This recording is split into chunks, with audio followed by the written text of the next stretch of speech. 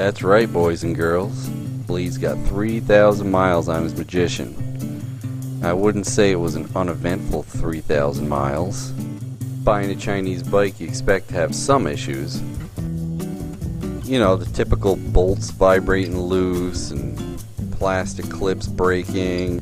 But his went a little beyond the standard issues of what everybody else has had. Or maybe not. A few broken welds, a hole in the tank from the mountain bracket, and a harness ground breaking off. I could definitely say that they have some problem with their hardware. Let's fix these broken welds up. MotoCheez sucks.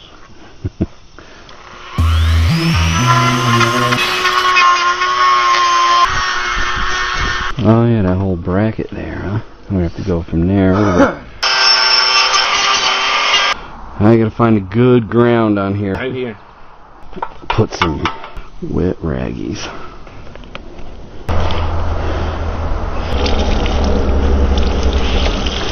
That'll work. Just like that. Ready? Yep.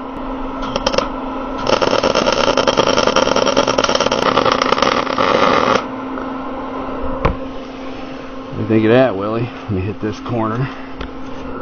What the? Woo! Look at that. Look at that. Rag turned it black. Got penetration anyway.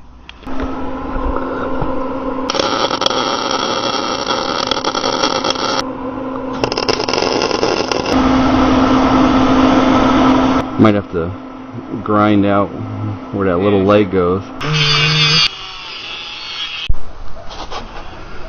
That'll work. Boy, good glove. Gas tank.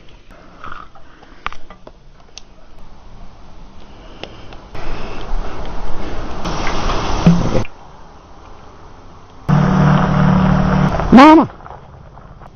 Where's the mouse? Where's the bear? You see the bear?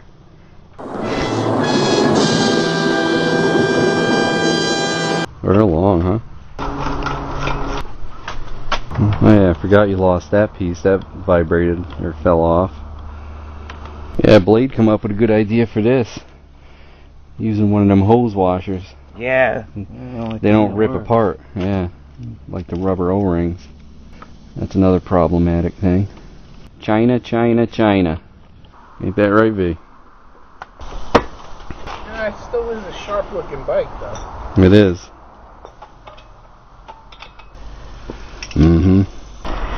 There.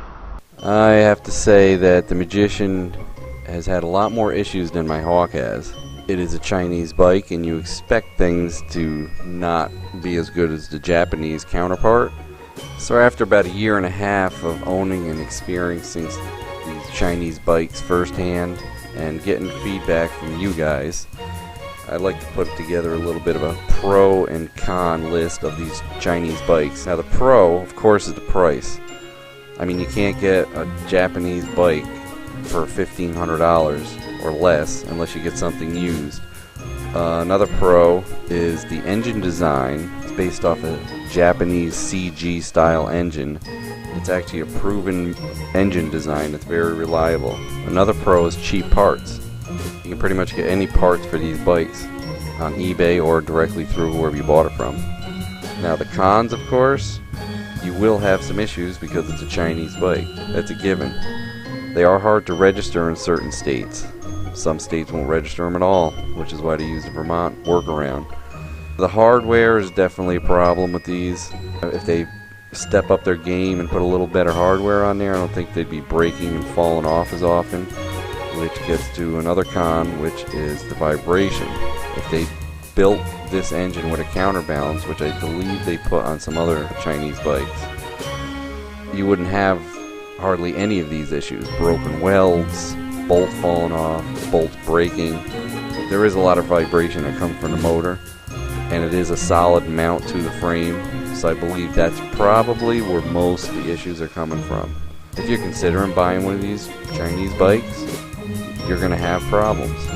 And if you're mechanical, as I said from the very beginning, you'll be alright. So now it comes down to the big question: would I buy another Chinese bike, Hawk or Magician? damn right I would.